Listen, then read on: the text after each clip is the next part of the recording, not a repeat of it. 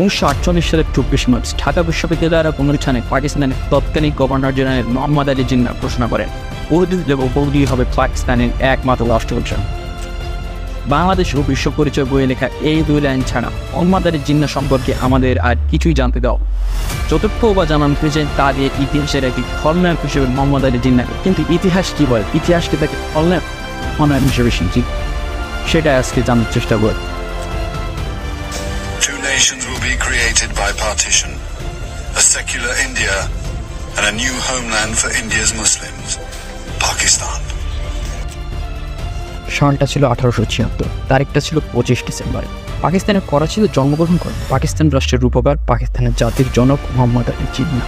পেশায় ছিলেন তিনি আইনজীবী। তিনি 1892 সালে লন্ডনে যান এবং আইন পড়ে 1896 সালে দেশে ফিরে আসেন। 1897 সালে তিনি মুম্বাই যান আইন ব্যবসা করতে এবং শতাব্দীর পর ঘুরতে না ঘুরতেই তিনি মুম্বাইয়ের সব থেকে নাম করা উকিল।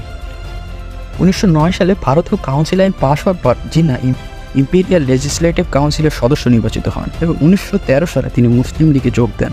1916 সালে তিনি মুসলিম লীগের বার্ষিক অধিবেশনে সভাপতিত্ব করেন এবং ফজলুল হক দাবি করেন যে মুসলিম যেখানে সংখ্যাগরিষ্ঠ সেখানে তাদের সংখ্যাগরিষ্ঠের ভিত্তিতে আলাদা আলাদা মুসলিম রাষ্ট্র গঠন করতে হবে, কিন্তু সে দাবি পূরণ করা প্রায় অসম্ভব ছিল। তৎকালীন ভারতের নেতৃত্ব প্রদানকারী হিন্দু সমাজ তা কখনোই হতে দিত না।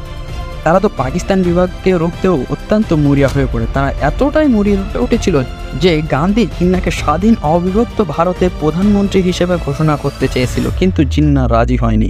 জিন্নাহ দ্বিজাতি তত্ত্বের উপর অটল ছিল এবং পাকিস্তান রাষ্ট্র সৃষ্টির জন্য মরিয়া হয়ে উঠেছিল, যার ফলে ভারতীয় সম্প্রদায় তাদের মাতৃভূমির অঙ্গচ্ছেদ তথা অখণ্ড ভারতকে বিভক্ত করে পাকিস্তান নামে দুইটি আলাদা রাষ্ট্র গঠনের জন্য দায়ী করে থাকেন। যদি জিন্নাহ না থাকতেন তাহলে হয়তোবা কখনোই বাংলাদেশ নামক একটি স্বাধীন রাষ্ট্রের জন্ম হতো না। আমরা হয়তোবা পশ্চিমবঙ্গের অন্তর্গত কোনো অঞ্চল অথবা ভারতের কোনো একটা প্রদেশ হিসেবেই থেকে যেতাম। আমাদের কাছে পাকিস্তানের কাছ থেকে স্বাধীনতা পাওয়া যতটা সহজ, ততটা কি আমাদের চারদিকে বেষ্টিত ভারতের কাছ থেকে স্বাধীনতা পাওয়া সহজ ছিল? একবার নিজের কাছে প্রশ্ন করে দেখো।